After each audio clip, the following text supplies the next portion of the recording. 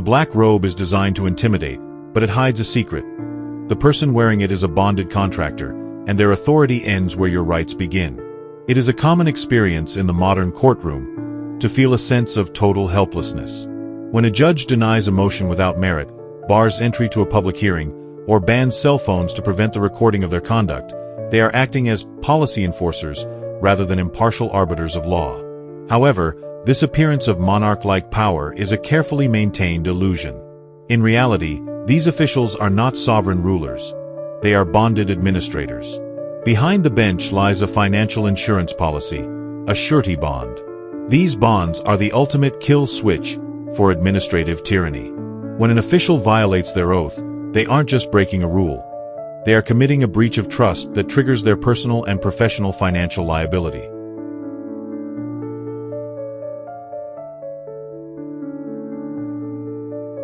The fundamental shift in power begins with understanding that under 63 CAM Jur 2D, American Jurisprudence, 2nd edition, all public officials are legally trustees of the American people.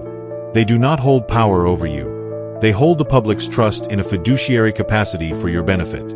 Furthermore, under 15 U.S.C. Section 3215A, the United States is defined as a federal corporation, making every state a subsidiary corporation. The people sitting on the bench are agents of a corporate entity, not the masters of the republic. When an official takes an oath, they enter a contract to protect the constitutional rights of the beneficiaries, the people. Any deviation from this is a mixed war against the Constitution. I do solemnly swear or affirm that I will support, protect, defend the Constitution of the United States and the Constitution of the State of Indiana, and that I will discharge the duties of my office with fidelity. Viewing officials as trustees replaces the status of subject with that of beneficiary. If they fail to support, protect, and defend, they have breached the trust. You are the overseer. They are the employee. You have the right to be secure in your person and property. Why is that important? Because a cop cannot arrest you on a warrant for witness of saying through information or something to effect like that. They can't just arrest you and they say we're going to prove it later. That violates your freedom. It violates your security of your person because they run you into the shop. They steal your fingerprint. They take your fingerprint. They take your photo ID, your mug shot.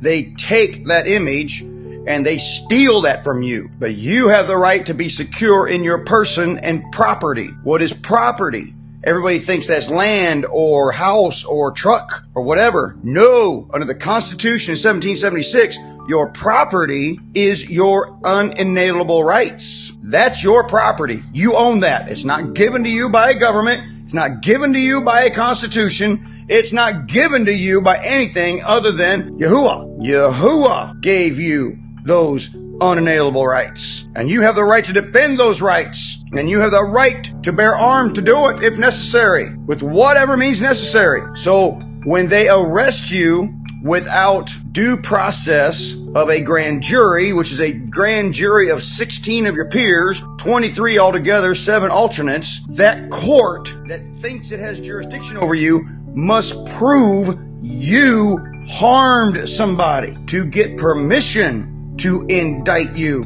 to override your unalienable rights. No fucking judge anywhere in this country has the authority to do that. Not one. They are all liars, corrupt criminals. Now these fucking attorneys will tell you, well, he can do that because of the modern living constitution and under state statutes and state codes. Marbury versus Madison. No state shall make a law unless upon agreement to the United States Constitution, 1803. Locating a public official's surety bond is the first step in holding them accountable. In Indiana, for example, Indiana Code IC 54118 mandates that specific officials must file and maintain an individual surety bond to remain in office. This includes city judges, controllers, clerks, and town judges. If they are not bonded, their office is legally vacant, and they are acting without authority. To unearth these documents, you must use the Freedom of Information Act, FOIA, and state-specific transparency laws. Our research into the paper trail shows that many of these bonds are backed by the Ohio Casualty Insurance Company, a corporation organized under the laws of New Hampshire but operating out of Pennsylvania. The disclosure timeline. Written requests. Per 5 U.S.C. Section 552, FOIA, and the Indiana Access to Public Records Act, IC 51431, officials are obligated to supply bond information within 7 business days. In-person requests. For maximum tactical pressure, making the request in person triggers a 24-hour mandatory disclosure requirement. Says at the top, this letter is a citizen's demand to cease and desist the unconstitutional practice of administrative adjudications. All administrative agencies, whether in the executive, judicial, or legislative branch, have been stripped of authority to adjudicate the private rights of citizens by the United States Supreme Court.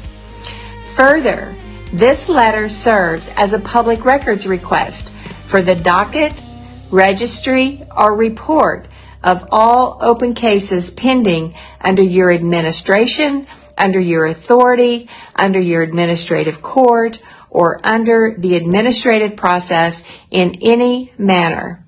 I appreciate your response in 10 days from this date, September the 6th, 2024. The next paragraph says, demand is made under the authority of the Tennessee Constitution, Article 1, Section 1.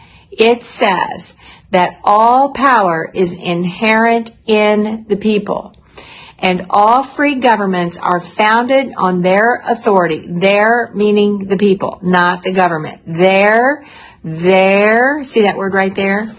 Their authority is not the government, it's the people. And instituted for their, see that there over here?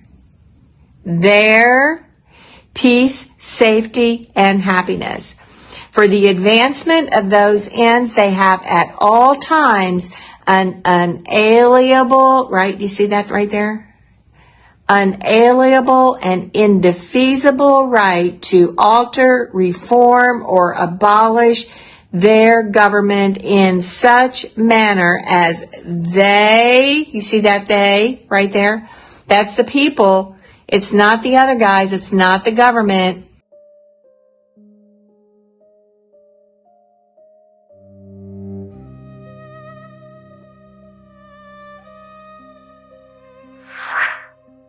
A common tactic used by officials to evade liability is the use of misnomers or fictitious names.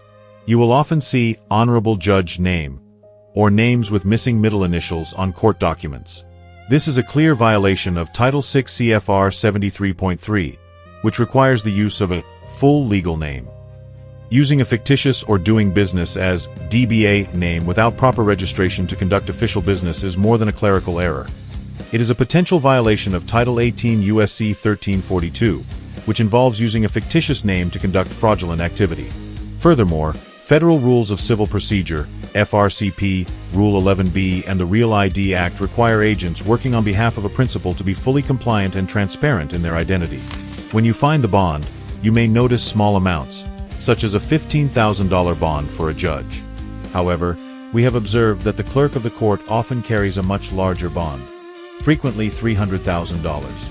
Based on the standard logic of bail bonds, where you pay 10% of the total, it is a high probability theory that the listed bond amount represents only 10% of the actual liability policy.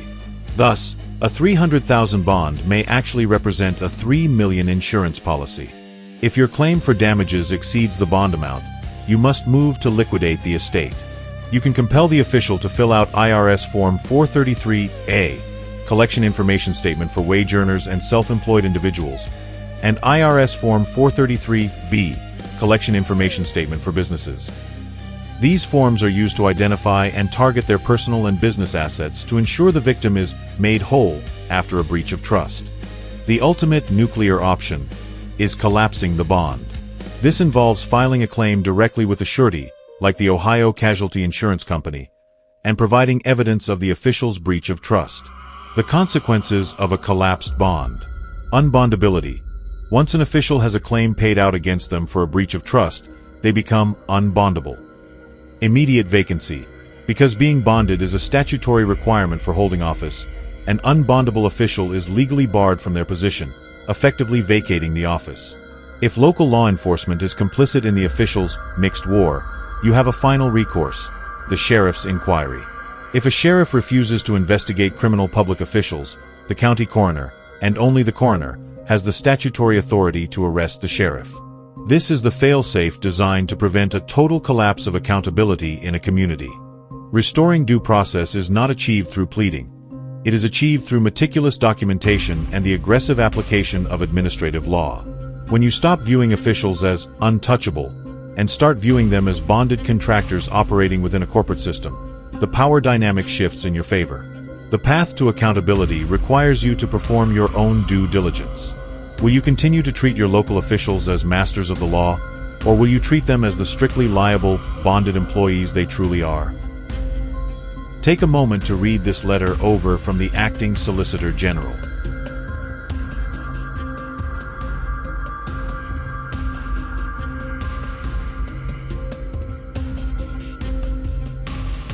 The powers that were are losing their immunity from the higher courts.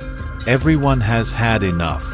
The Department of Justice won't defend anything they do pertaining to violating people's constitutional rights and freedoms in the administrative courts anymore.